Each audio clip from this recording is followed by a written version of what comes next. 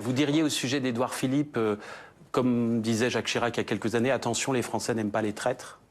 En cette matière, je pense qu'il y a abondance, donc ce n'est pas le problème. Oui. Il peut s'ajouter à une liste et je peux la détailler. Mais ce n'est pas le problème, c'est une conception des institutions. C'est évident qu'Emmanuel Macron a une lourde part de responsabilité dans ce qui se passe aujourd'hui.